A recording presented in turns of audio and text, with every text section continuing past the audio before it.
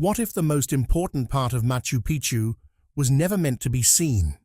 For centuries, its terraces have been explained as brilliant farming systems and simple engineering designed to control water and prevent landslides. But beneath those iconic stone steps is something far more remarkable. Engineers estimate that up to 60% of Machu Picchu's construction may actually lie underground. Massive foundations built to handle seismic movement, control drainage, and stabilize the mountain itself. And here's where the mystery deepens. Researchers realized this hidden system may have been designed for far more than basic support. So why did the Incas build so much beneath a city that already looked structurally perfect above ground? Like and subscribe for more discoveries that challenge what we thought we knew. Because once you see what lies beneath Machu Picchu, its terraces may never look the same again. The city that should have slid off the mountain. At nearly 2,400 meters above sea level, Machu Picchu sits in a place modern engineers would immediately flag as a structural nightmare. The ridge is narrow, the slopes plunge sharply on both sides, and beneath the surface lies fractured granite that is constantly shifting. Add to that an annual rainfall that can approach 2,000 millimeters, and you get the perfect conditions for landslides, soil liquefaction, and total collapse. This is not just an inconvenient place to build a city, it is one of the worst possible places. And yet the city didn't just survive, it endured for over 500 years without sliding into the valley below. Early explorers, including Hiram Bingham in 1911, assumed the terraces were simply agricultural.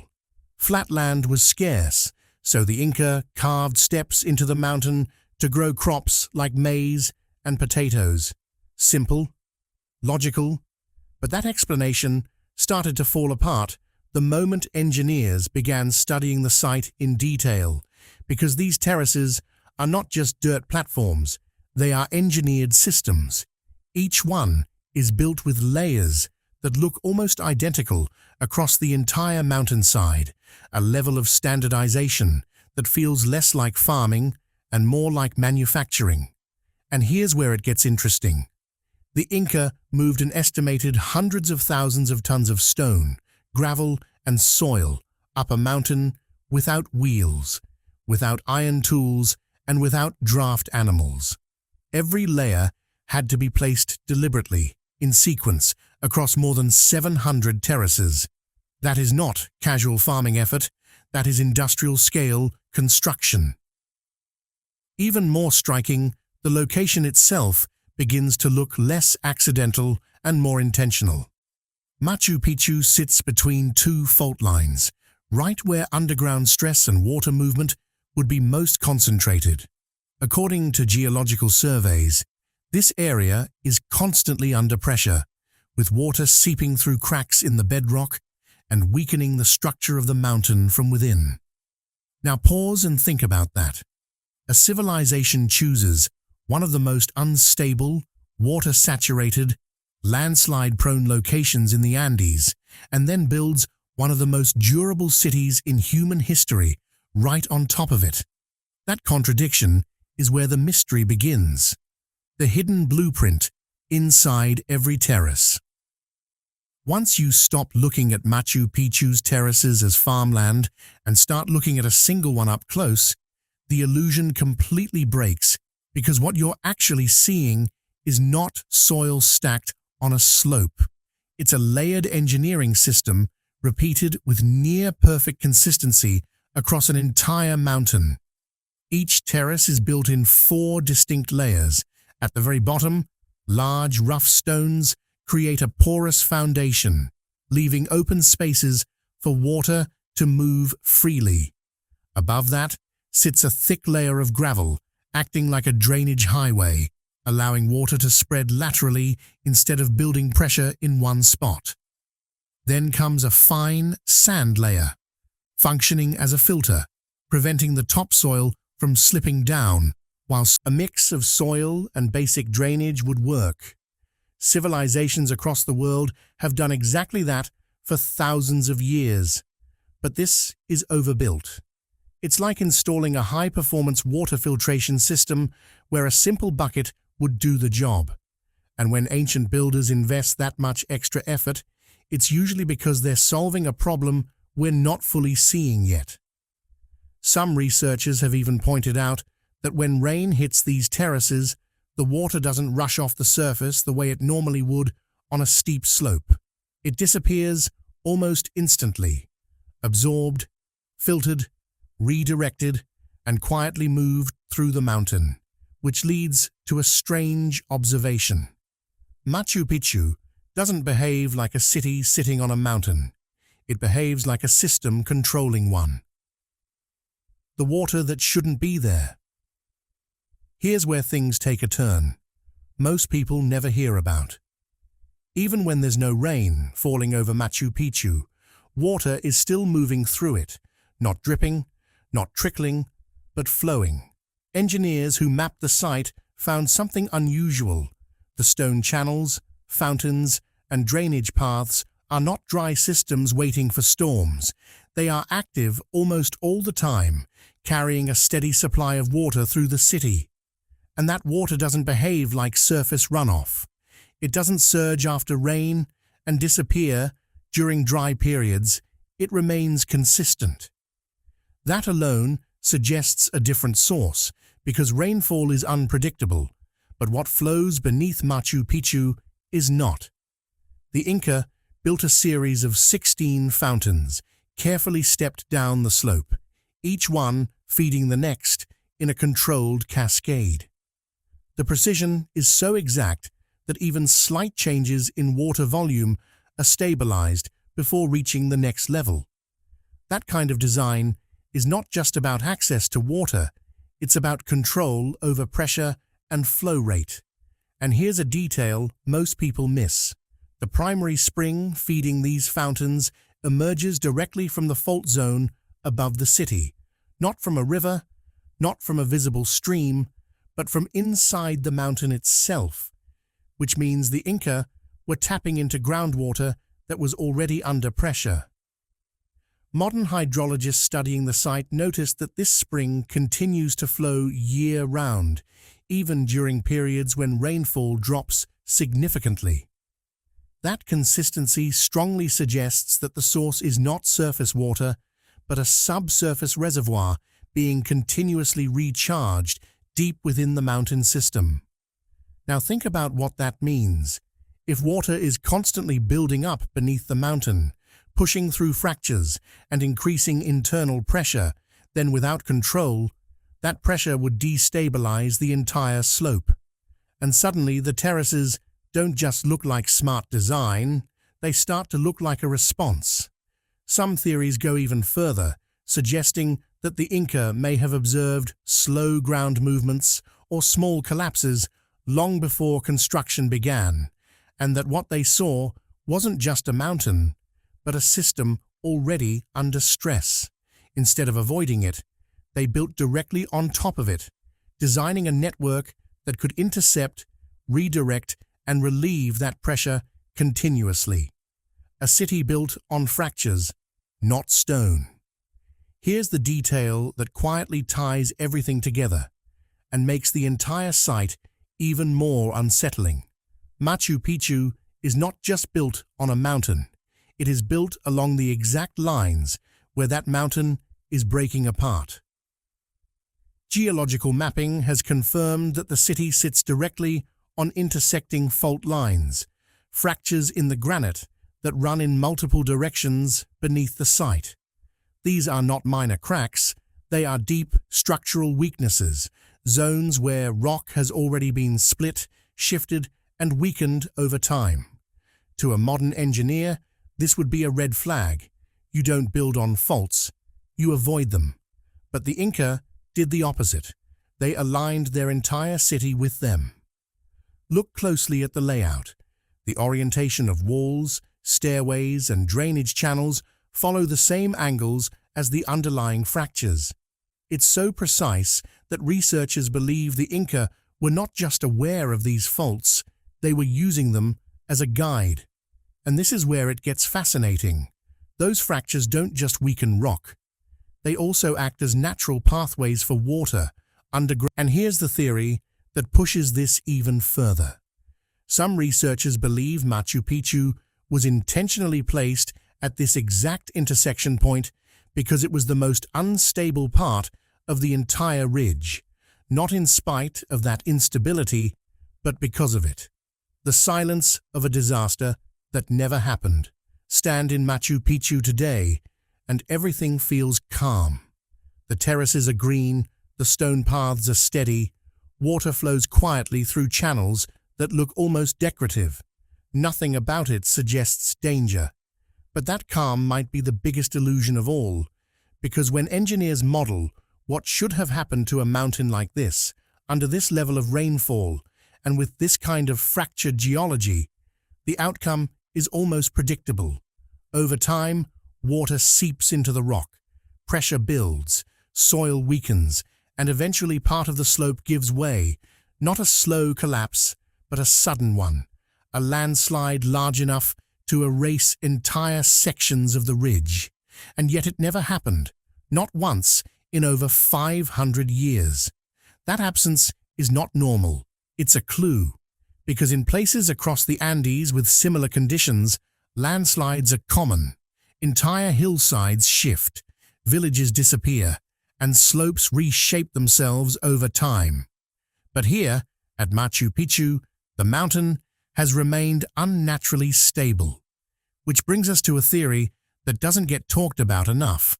What if the true success of Machu Picchu isn't what we can see, but what we don't see? No collapsed terraces, no buried structures, no evidence of catastrophic slope failure, just stability, sustained, controlled stability, the kind that doesn't happen by accident. Some researchers now argue that the terraces, drainage systems, and fault-aligned construction weren't just clever adaptations. They were part of a continuous, passive system designed to prevent a disaster that was already in progress, a system that quietly drains pressure, redirects water, and stabilizes the mountain day after day, year after year. And here's the part that makes it even more unsettling. That system is still working. Water still flows through the channels. The terraces still absorb and release moisture. The mountain is still being managed silently, without maintenance, without intervention, exactly as it was designed centuries ago. The human cost of building a mountain machine. If everything we've just walked through is true, then one question becomes unavoidable. How much effort did it actually take to build something like this? Because when you strip away the beauty and focus on the raw logistics, the scale becomes almost uncomfortable to think about. Machu Picchu was constructed in the mid-15th century under the rule of Pachacuti, at a time when the Inca had no iron tools, no wheeled transport, and no large draft animals. Everything you see there, every stone, every layer of gravel, every basket of soil, was moved by human hands. Now consider this. Each terrace required multiple layers of material sourced from different locations. The gravel likely came from riverbeds, the sand from specific deposits, and the topsoil from fertile valleys below. That means thousands of trips up steep, narrow mountain paths, carrying loads on backs, one trip at a time, not hundreds, not thousands, but potentially millions of individual journeys. And this wasn't a one-time construction. The system had to be built with precision, each layer placed in the correct order, each angle aligned with the mountain's natural fractures, each drainage path carefully integrated so water would never accumulate in the wrong place. This is not just labor. This is coordination on a massive scale. Historians often point to the Inca labor system known as the mita, where communities contributed work to state projects. But even within that system, the level of effort here stands out, because this wasn't a road or a wall or even a city in the traditional sense. This was a mountain-wide engineering intervention. And here's where it gets even more thought-provoking. For a structure of this complexity, the payoff isn't immediately visible.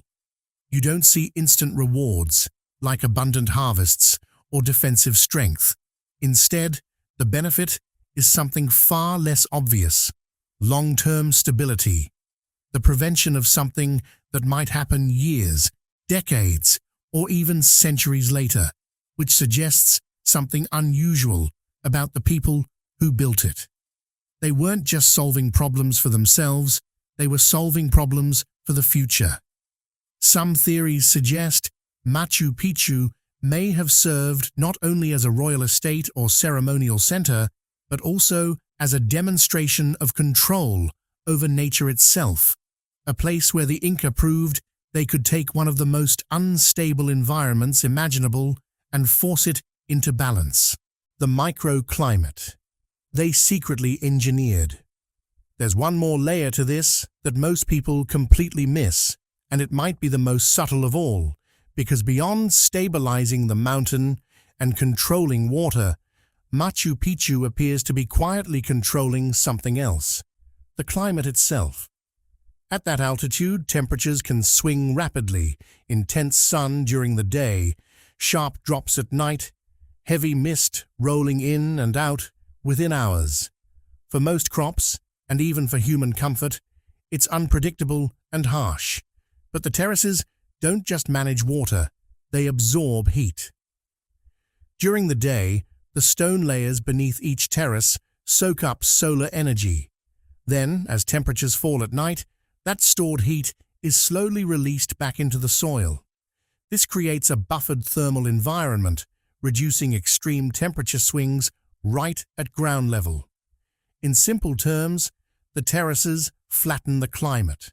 And here's where it gets interesting. Studies comparing terrace zones to non-terrace slopes nearby show measurable differences in temperature stability and soil moisture retention. The terraces hold warmth longer, maintain consistent humidity, and reduce frost risk, all without any active intervention. That means the Inca weren't just engineering for water and instability, they were engineering for microclimate control. And it doesn't stop there. The orientation of many terraces appears to maximize sun exposure, while the stone walls act as windbreaks, slowing down cold mountain air as it moves across the slope. Even the spacing between terraces influences airflow, preventing moisture from becoming trapped while still retaining enough humidity for crops. This creates a layered environmental effect, where each terrace slightly modifies the conditions of the one above and below it, a cascading system, not just of water, but of temperature and air. Now connect that back to everything we've uncovered: a mountain under internal water pressure, a city aligned with fault lines, a drainage system capable of handling river-scale flow, and, on top of all that, a controlled microclimate. At this point, the terraces stop looking like a single-purpose solution. They start looking like a multi-function system designed to regulate everything the mountain throws at it: water, pressure, temperature, and time itself. The real mystery of Machu Picchu isn't just what it does, it's how the Inca built it with such incredible precision without modern technology. Every drainage channel, terrace layer, and stone wall had to be exact to control water and absorb stress. Yet they had no iron tools, lasers, or written blueprints. They shaped stones with stone tools, creating joints so tight that even earthquakes couldn't destroy them. Nearby quarries reveal consistent markings, suggesting standardized methods shared across multiple teams. They may have used plumb bobs, water levels, and alignment cords, while generations refined these techniques. Their greatest advantage may have been understanding the mountain itself.